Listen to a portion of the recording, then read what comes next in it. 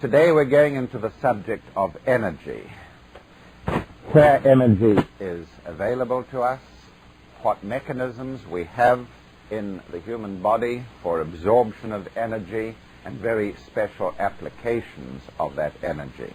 Nature does not bless mankind evenly with regard to the uptake of energy. Some people spend their lives looking for energy, searching their inner resources to find ways and means of energizing their various projects. And usually these people are bankrupt as personalities from the point of view of obtaining energy. The demands that they make upon the bank of their energy is usually far in excess of the energy supplies in that bank. And these individuals are not people who are deprived from nature's resources. It is that they are, as it were, inhibiting their energy uptake. We need to understand right from the beginning that we are inhibitors or we are accelerators of energy uptake.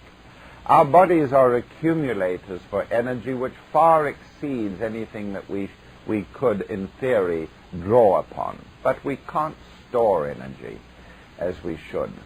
We have difficulty in doing this because we are mentally or emotionally or etherically inhibited. And any guilt complex, any inhibition, any failure to express an open desire for something leads to inhibition of supply. We've had to learn that bitterly through the years.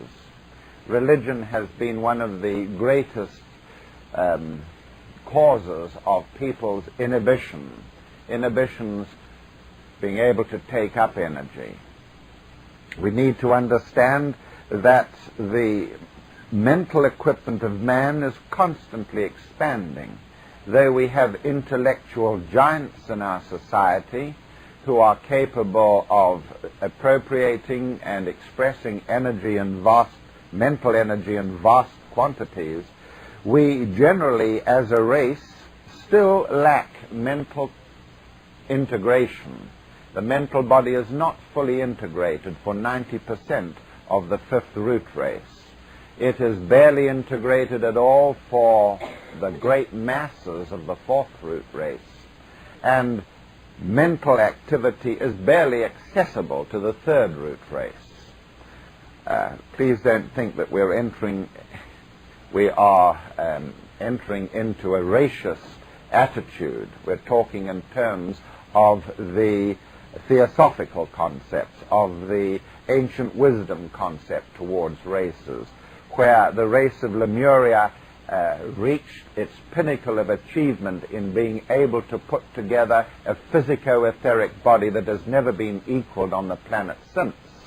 And to this day, Negro types have the perfect physical body, and all of us once had that in our previous lives. Atlantis gave us the opportunity to put together an emotional body which could again add to the resources of energy available to the human entity. And we are in the process now in the fifth root race of putting together a mental body that can make available to us vast resources of energy.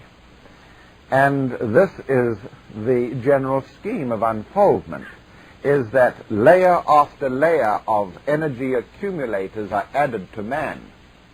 First an etheric accumulator, then later, with the learning and the experience of Atlantis, we put together an emotional accumulator called the astral body. And all these energies can be transduced and poured into the physical tissues. You've got to understand that a person who is emotional is a person who can put that emotional energy to good use in the physical body because he has transducers through the chakras for taking emotional energy and putting it into physical activity, for the use of physical activity. And so we're really talking about a concept that I have been putting before you again and again and again, that we have, as it were, vehicles of consciousness which provide us with energy.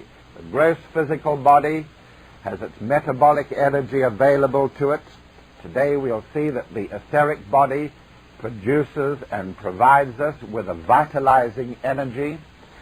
We have just learnt that an emotional body can provide energy which can be poured in, transduced into the lower accumulators, and of course we have a mental vehicle that is being fast integrated, and it too pours its energy in ultimately into the physico-etheric vehicles. So always think in terms not of, oh, I am deprived of energy, but rather, why am I not putting to good use the energy available to me in the accumulators which I possess and which I abuse? I abuse my mental accumulator by being inhibited mentally. My mental attitudes are narrowed, not all embracing. I have not opened myself up. And such individuals who are concretized and narrow and confined in mental and emotional outlooks are candidates for arthritis. They will be inserted by their souls into a situation on earth where they are confined and rigid, made rigid in a physical body. To such an extent, life after life of arthritis will make them one day say, oh God, I cannot stand this any longer. If I could only break out of this confinement of mine, where my joints are throws and every movement is agony and painful. And eventually the right mental attitude, the right emotional attitude is gained in the patient, the karmic difficulty is removed, and they say, I am free, mentally and emotionally. And of course the next life they are rid of their arthritis. They are rid of the arthritis. The purpose, the karmic purpose of the arthritis has restored to them freedom of thinking, non-inhibition. And so never complain that you are lacking in energy. It's you who are lacking. You've got your doors tied. Let the emotional and the mental horizons expand. That's the first thing we do when we have anybody into an ashram, is to break down all the old concepts of thinking, the codes of conduct, the moral attitudes, the fibers that have been inserted by education and by religion and by parental upbringing and so on.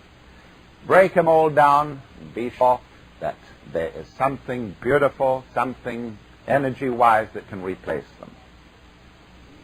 And so we're really talking about energy patterns which must somehow fit into this pattern. I get many weird and wonderful propositions as to how energy can be taken up. And they don't work. And people wonder why they don't work. And the reason is that this has not been remembered.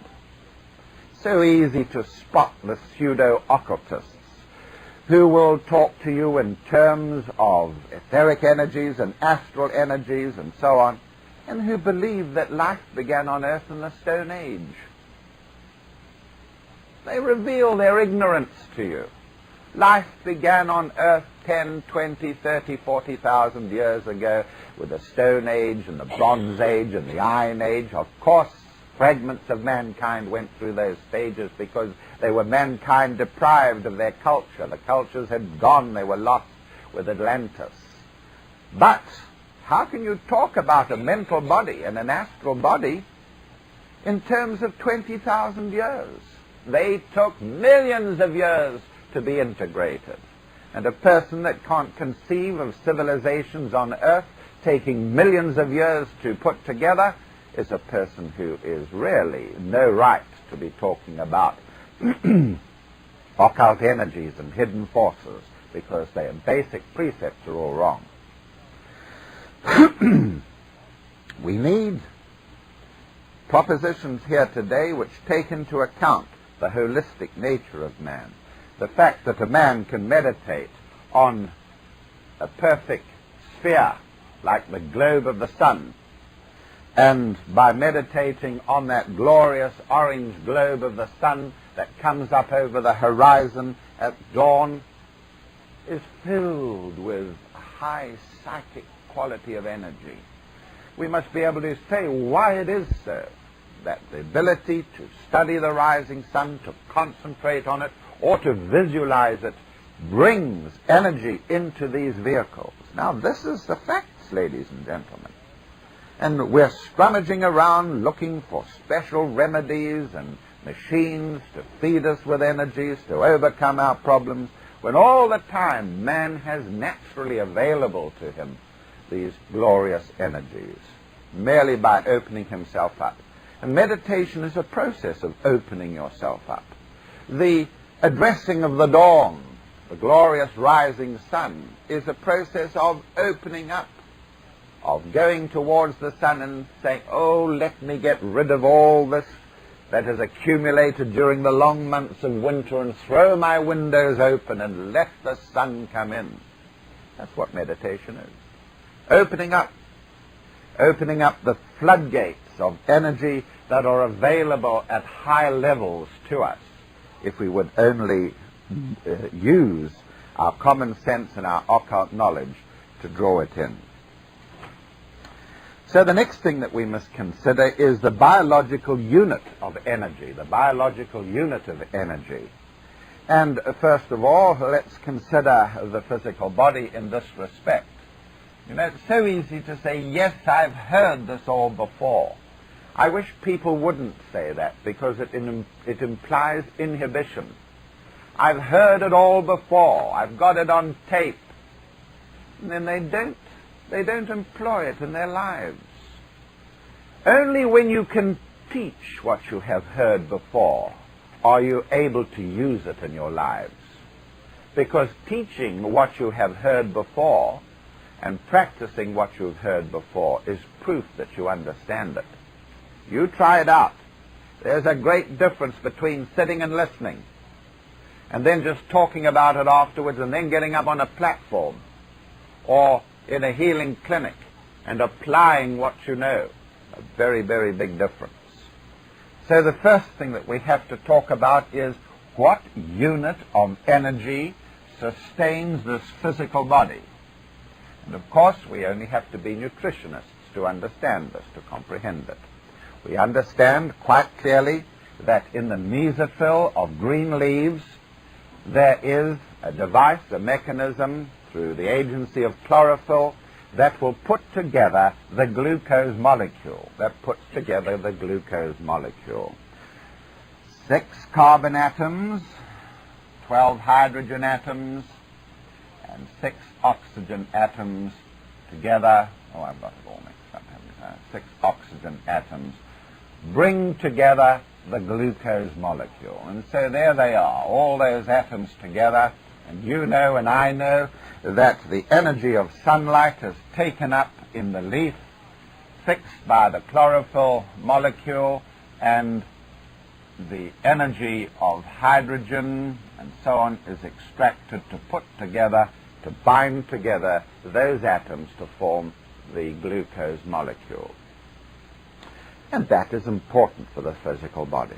Glucose finally enters the blood by being absorbed through a long tube that runs the whole length of the body. The food is placed in the tube, and the food or the glucose molecule is absorbed through the walls into the physical body, the walls of the intestine. Now that we understand quite clearly. Now we want to look at the esoteric, the veiled, the hidden, the occult energies which are at play on this planet.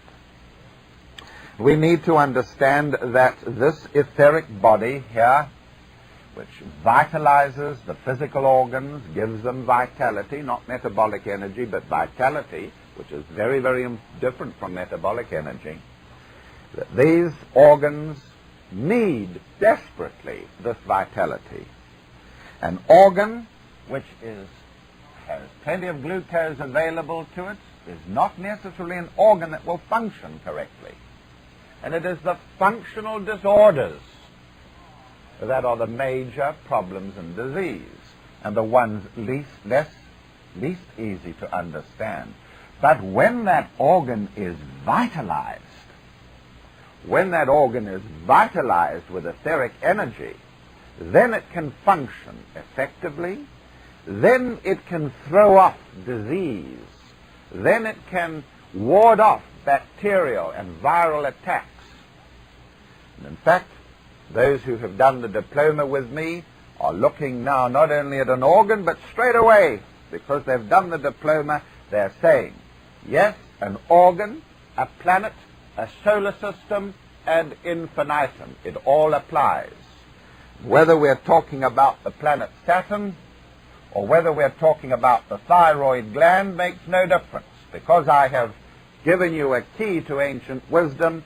The moment that I put that drawing up, you know that I'm talking about not only organs, but I'm talking about planets, I'm talking about esoteric astrology, I'm talking about alchemy, I'm talking about 100 things at once, because man has to learn to think in categories, If the man is to become a master, if he's to become ultimately a planetary logos, he must start to practice now. And this is why the occultist does so well in between lives. It's because he is not plunged into a situation that is entirely different from living here, but he is plunged into planes where he begins to have to think in categories. Astrology is a very good discipline in this respect. It teaches you to think in categories. Oh, he has Jupiter in Capricorn, he has Moon in Gemini, in the 9th house, in the house of higher studies. At the same time, he's got this and that, etc., etc., and out of it all, one meaning. That's what's got to be obtained. And so the occult teaches us to think in categories and prepares us for the period of we are apprentices to the masters. The apprentice eventually becomes the master, the journeyman. And we are all of us apprentices, learning to think like masters, no less so than in this field of energy. So we're talking about now the need for some other energy to feed the vital body or the etheric body. So we need to consider that particular unit. Now, what drives the combustion of the glucose molecule? When we put glucose into the bloodstream by digestion and absorption, what drives the glucose molecule in the sense of providing the energy to combust it? The answer is, of course, oxygen.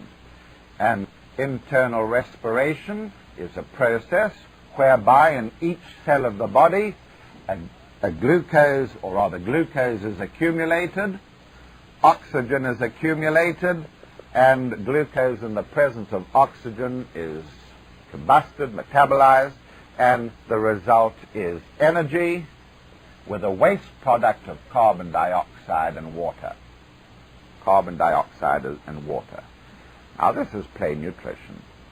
That the glucose is burnt inside the cells in the presence of oxygen to release energy that is used for driving the body, and there is a waste product known as carbon dioxide and water, which are excreted from the body. So, the key here is oxygen, and of course, we learn that breathing provides the oxygen, and we learn that the yoga techniques incorporate the use of breathing under control, Why? Why in the hell, if we breathe and breathe and breathe and we can't store oxygen in the body, do then yogis go on and on and on about the necessity for controlled breathing, for pranayama, and so on? The answer is in the structure of this oxygen. The structure of the oxygen reveals, seen clairvoyantly, a helix, a helical pattern of material making up the oxygen atom. And then, again seen clairvoyantly, a strange phenomenon. It seems as if attached to that oxygen molecule there is another energy unit which is described in the occult literature as being a vitality globule, And in oxygen that has been subjected to large amounts of sunlight in a sunlit atmosphere, these vitality globules are seen attached to the molecule in clusters. Looking into the mesophyll of a leaf, we find that the leaf, beneath its surface of palisade cells and cuticle and so on, contains billions and billions of these vitality globules packed into the spaces of the mesophyll of the leaf. So there is a piece, a section of leaf cut across, and that's the thickness of the leaf in my drawing. And the work in England at, I think it's Birmingham University with Milner and Italia, has shown by photography that there are clusters and clusters of these vitality globules forming sort of mulberries in the mesophyll of vegetation, of plants, especially green leaves. And so we're beginning to probe into a unit of energy that is absolutely vital to this etheric body. What we're saying here is that the yogis have taught the pranayama and the various methods of breathing for a purpose. That on the surfaces of the lungs, the oxygen is exchanged, it is brought into the lungs. That's the surface of the lungs, that's the space inside the lungs. The oxygen is drawn into the tiny little capillaries in the lung surfaces, and at the same time the oxygen vitality globules, that's shown here in yellow, are stripped from the oxygen molecule, and they pass into tiny little glistening tracts known as nadis. And the nadis are found wherever there are nerves, and the nerves are found wherever there are cells.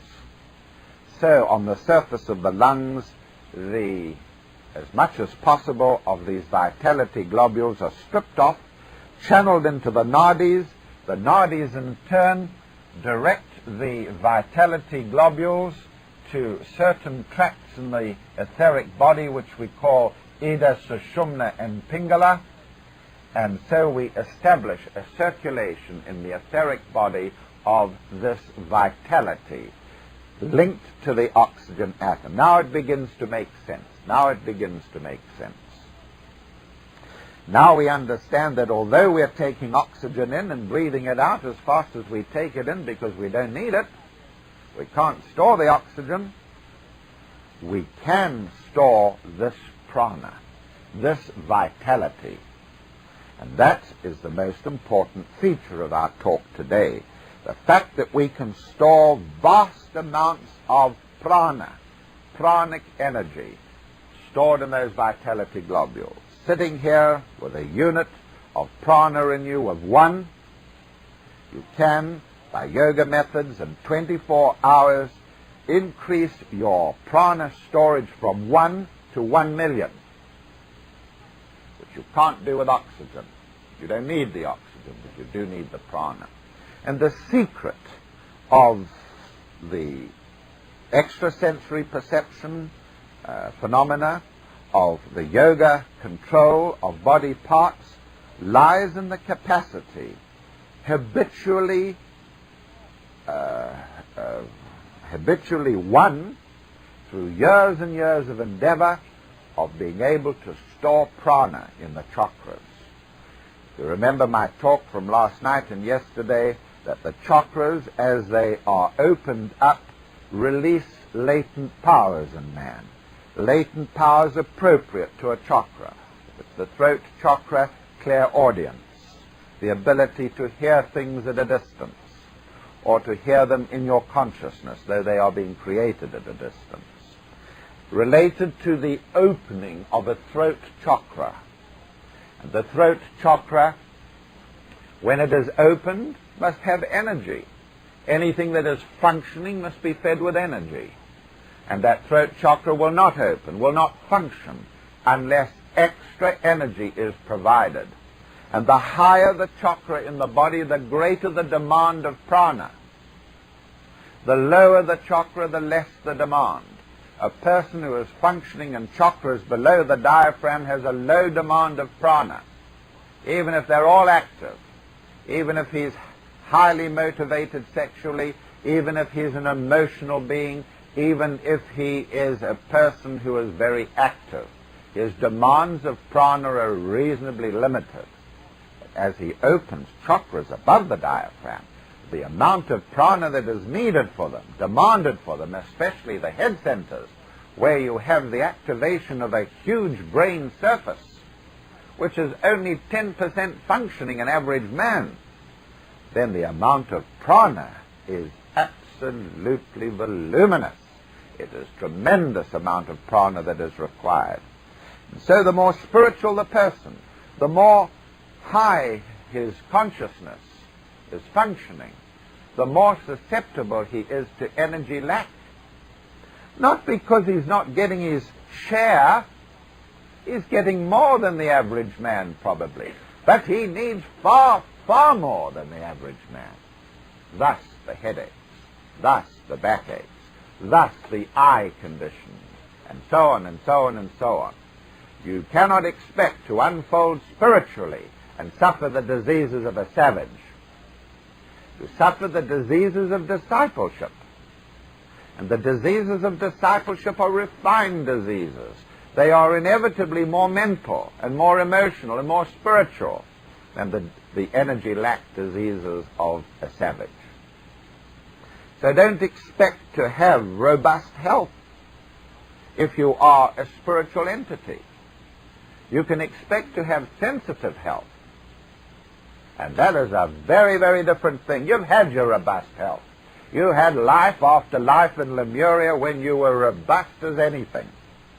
Damn it, that's not everything in life. Rose with the dawn and fought and argued and hunted and rushed about and went to bed with the sunset and slept like a hog all night, and that was your life in Lemuria.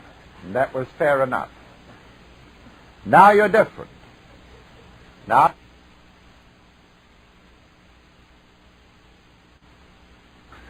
and so the problems of most disciples are linked to their increasing needs for energy, not so much their availability of energy. The energy that they had before was enough before, but now they're different.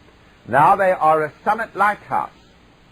They are a beacon, and that beacon has to flash and flash and flash, whereas before it was just a lightless tower. The tower was there, it was an empty ghoul. Now it is a flashing beacon. That's why it needs energy. And that is why there are vague feelings constantly of, heavens, how am I going to get through my day? But what is your day? Your day is vastly different from what it was 100 lives ago. And when you have this calm, rational approach to energy lack, you have overcome another barrier. Understand that the energy is there and how it can be obtained. Now we must go even further, deeper, into the remote areas of the Anu, because we want to see what the vitality globule is constructed out of. And that brings us to the ultimate physical particle. The ultimate physical particle, as seen by Dr. Babbitt, M.D., in the 1860s, was not a particle at all. It was, in fact, a vortex of energy, and later it was identified by clairvoyance as being the electron, the negative particle. But that came years later. Dr. Babbitt saw that the ultimate particle was a vortex of energy made up of spirals of energy. He noted that in its north pole there entered into it three qualities of energy, and that these three qualities were changed in some way so that they were excreted through the torrent of the vitality globule in the South Pole. The three energies were excreted, they were changed in some way and passed out. And so long as there was this flow of energy, through the vitality globule, through the ultimate physical particle, it existed. When that energy was not readily available, able to pour in at its north pole and be excreted from its south pole, the particle disappeared. The particle broke up and disappeared. It didn't actually disappear. What happened was that it lost its outer sheath of physical substance and disappeared into the astral world to become an astral ultimate particle. So now let's see what the occult proposition is about the nature of matter. That matter is constantly pouring into the physical manifestations of our world when there is an energy available for it. So long as there is an energy available for it, which is threefold in quality, it will appear, it will manifest and function as an anu. Fair enough. The moment that there isn't sufficient energy in the physical plane for it, or there is smog, it will tend to disappear. And so we had this proposition that at least the anu are being created constantly and are being degraded constantly. And they appear from the astral plane and go back onto the astral plane. So this was the vitality globule. It was made up of spirali. One of these spirals, seen clairvoyantly, would be a strand of energy, the grossest energy, physical energy, as it were.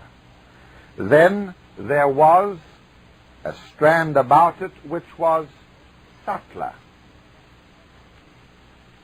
talking about one of the spirali. And this was related to the highest of etheric energy. Then wrapped around this spirilla was another of astral energy. And wrapped around the astral spirilla was a mental spirilla.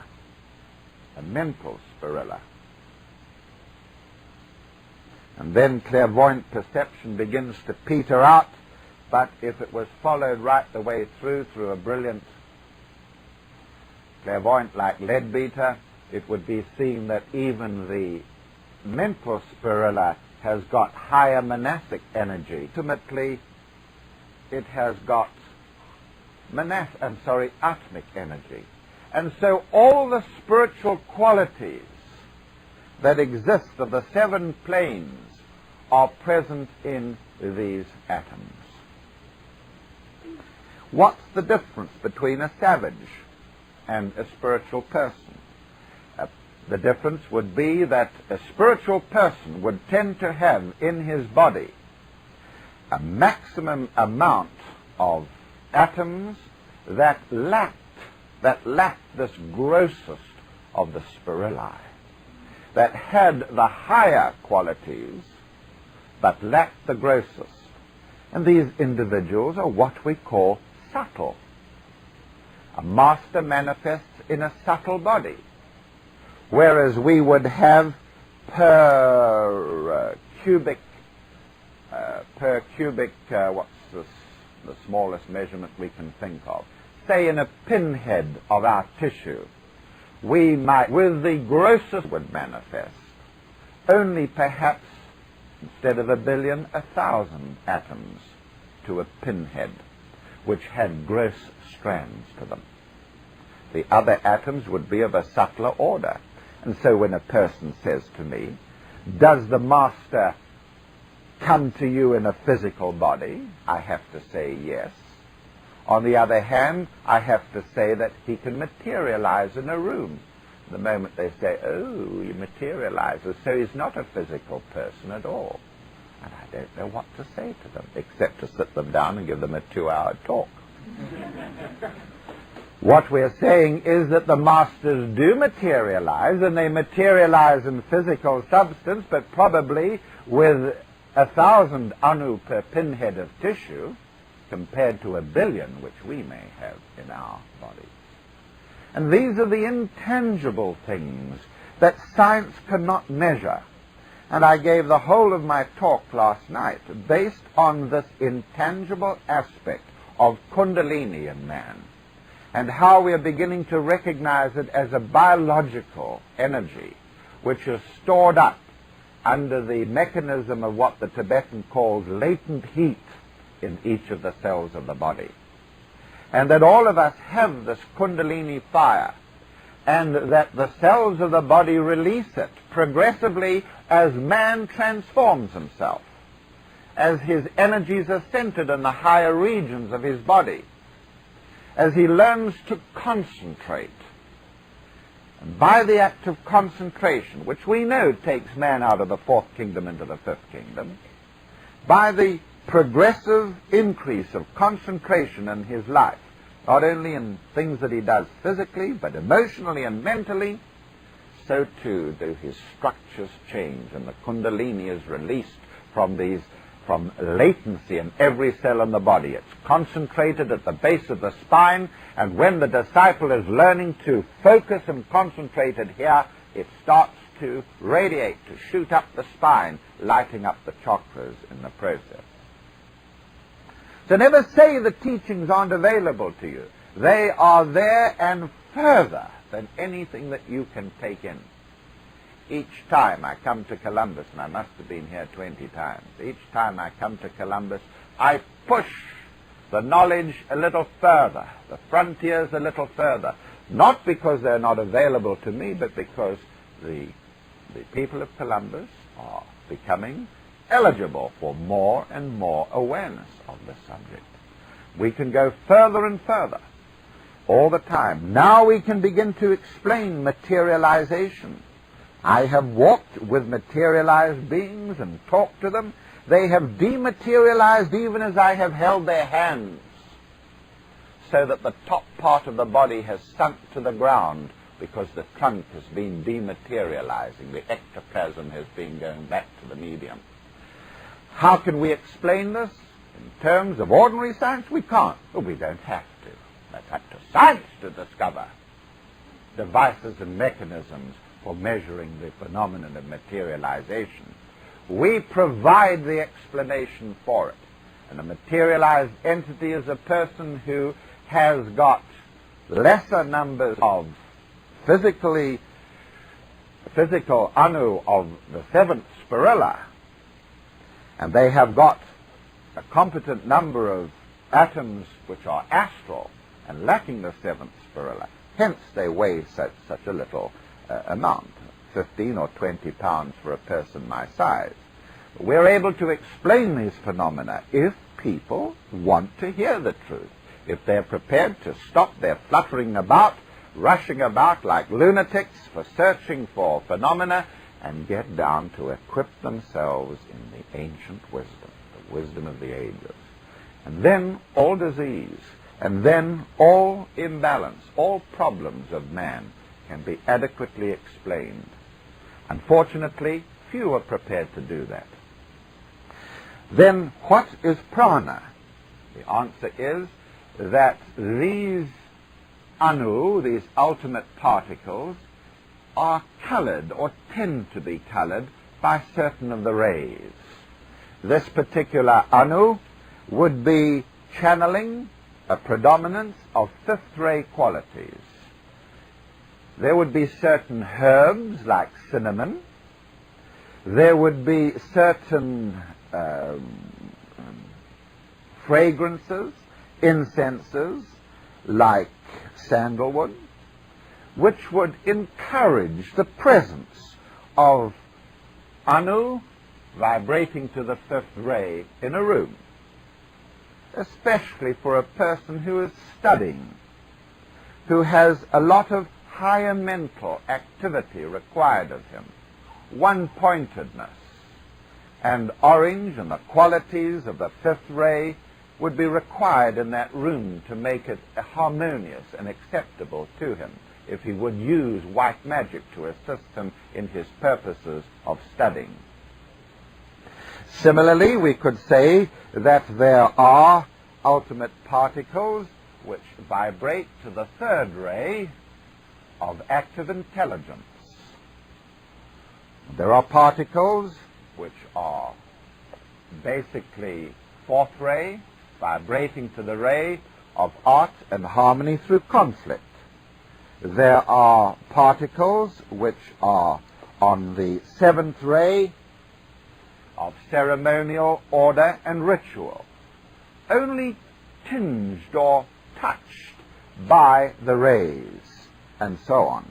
We could add the whole range of particles reacting to the various rays and produce, as it were, 7 of them. I'm lacking red. Here we are. Now, this would tend to be the nature of these various anu, billions of them per cubic or pinhead of space. What then is prana?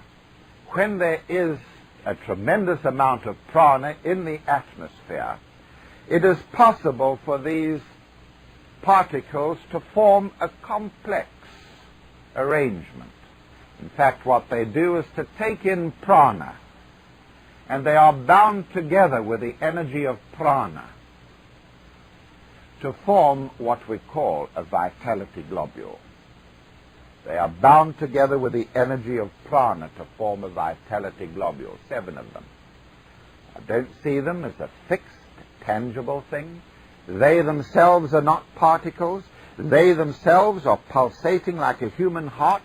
The whole vitality globule is pulsating. It is spinning and rotating and flashing its energies out like a miniature sun, this vitality globule. And this is what is attached to the oxygen molecule. It's attached to the oxygen molecule. When it is absorbed into the body, and it can be absorbed directly through certain sensitive regions of the body, one day the acupuncture points will be related to sites of energy uptake as well as energy emission. There are as many endpoints of energy uptake as there are points of energy emission on the surface of the skin. We say then that these vitality globules may be drawn in with oxygen, or they may be taken in directly through the spleen chakra, or if you study my book Meditation, where all this work is in, it will show you that the ultimajor chakra in spiritual individuals will take energy directly in through 2 openings that lie in the region of the neck here in the etheric body, just about where in ancient days people would hang a pendant, a stone, so that this stone would decide what qualities of vitality globules would be absorbed into the ultimajor sector here of the throat. This is what we mean by energy uptake. The prana exists on all planes. What you have looked at is physical prana. There is astral prana. There is mental prana. There is atmic, buddhic, and monastic prana, naturally so. When a man breathes, he is engaged in a magical action. Magical in the sense of bringing him into contact with hidden forces of nature. So take a deep breath in, and you are drawing into you not only material of the physical plane, prana, but astral prana, mental prana, and so on. And in my techniques of astral projection, I give the breathing exercise that must be learnt reflexly, so that when you become aware in the astral plane and you need energy to charge your astral body in the astral world, this breathing exercise brings an astral prana as well as physical prana into the body. And the astral body is charged with astral prana, so long as you can get the physical body to do the breathing while it's lying in bed. And you are out of your body in your astral. Similarly with mental and so on. And so when we talk about the control of this breathing, when we talk about the control of this breathing, we're talking about charging the mental body as well as the astral. Of course, if the mental body is all mucked up, and I could use an even firmer word than that, if the mental body is all mucked up, then it will be one that will be difficult to charge with energy by pranayama, by breathing. And so many of you are so anxious to get on to the asanas and into the breathing mechanisms and into the meditations and so on. And this is very important. But primarily, the psychosynthesis is required. And the psychosynthesis is that you get rid of all your inhibitions. Those inhibitions that are planted in you. And for heaven's sake, if you're going to go out and enjoy yourself and don't say, hell, I should be sitting at home, and I should be studying for my degree, or I shouldn't be doing this, I should be sitting in church or kneeling in church on my knees, and so on and so on and so on. Remove these inhibitions. That doesn't mean to say that you should go to the opposite extreme and get worse inhibitions, which are amoral in terms of our society. What we are saying is free yourself from them, and you will then not have the energy lacks that you tend to. So now we are talking about, we talked about energy. We have to talk about, of course, the organs of the body and that take this energy up. And passing through the body, there is this long tube known as the intestine. The physiological structure of a human being is a tube. You can give him a head, you can give him arms, you can give him legs, but he is basically a tube, and nothing seems better than a baby for this. A baby's nothing more than a tube, isn't he? He's just a tube that is partly activated in other directions. And so long as his tube is functioning at both ends, he is quite happy. He's quite happy. And so we can take that tube out and we can then alter its shape, and we can make it thin or thick, or we can twist it, or we can dilate it, or we can put rings of muscle around it, and many, many other things, and then have it end. That is all we're talking about. Whether we're talking about the stomach, or duodenum, or the pyloric sphincter, or the small intestine, or the large bowel, or the rectum, is of no consequence. We're basically talking about a tube. So when we talk about digestion, in terms of the esoteric, we are asking ourselves, how can we get the vitality globules which lie in the vegetarian food or the meat food that we're eating, how can we get them into here, into the true body? Not just leave them in the tube, but get them into the true body. And so we have a whole range of esoteric disciplines to observe in this respect. And discipline doesn't mean that you've got to have an inhibition or a phobia or a guilt complex about it. Discipline means that we carry out a system of procedures which have been laid down by our elder brothers, the masters, in this long path towards spiritual ascent.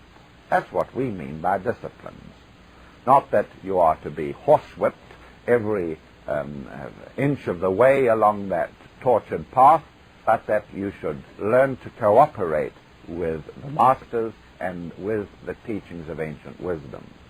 And there are disciplines which tend to assist the body in deciding what materials would be absorbed across the wall, the surface of this intestine. And of course, the attitude of mind The attitude of mind, because the mental body is present there, as it is everywhere, will determine to a great extent what sorts of materials will be taken across. And more than anything, what sorts of anu and what sorts of vitality globules will be absorbed into the body. What we're saying here is that we have a huge surface area presented by the intestine. If you were to spread it out in this room, it would occupy the whole surface of the floor of this room, your intestine. 22 feet long, thrown into innumerable little folds and villi, finger-like structures to increase. Take a finger. The diameter of a finger is like that, but the surface area of the finger is enormous. So we haven't got a lot of just diameters presented by the intestine. We have folds in the intestine and villi and things like that, which increase its surface area. This assists in the absorption of digested foods, but it also assists in the absorption of prana. Going back to my earlier discussion when we were talking about the mesophyll of a leaf, in it are these vitality globules in vast quantities. And so somehow or the other we achieve esoteric disciplines which thin, and I quote the word thin the wall of the intestine, remove the slough, or to slough off, if you like, the outer epithelium of the intestinal wall.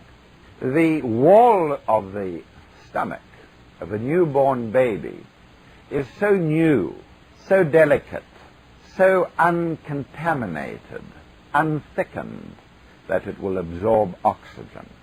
And if a child is cyanosed at birth, he's blue and needs oxygen, a quick way of getting oxygen into his body is to get oxygen into the stomach. And through the wall of the stomach, the oxygen can be absorbed into the blood, and he is oxygenated rapidly in that way. But this is important to us, because if we can get the walls of the intestine to absorb oxygen, prana, we have a therapy available. So one of the things that we need to learn, for instance, as an example, in esoteric healing, where there are gastric ulcers, is to produce a sensitive diet so that the individual can produce, as it were, a receptivity in the wall of the gastric mucosa to oxygen, with a swallowing of air into the stomach and slight pressure applied. There can be uptake of prana as well as some oxygen from the wall of the stomach, especially into the devitalized area of the gastric ulcer, and so on. So, ladies and gentlemen, I've given you a glimpse, a tiny little glimpse into the potential that is yours, the potential of man. You have to do the work yourself. And don't say, damn it, I've got to wait till next month before I can buy his books. You can go home and start to work on your bodies right away. Remove the inhibitions. Go down into your lives and see if there's anything there causing obstructions to the flows of energy. Alter and moderate your diet and many things, and look into yourself. Know yourself and begin to change yourself.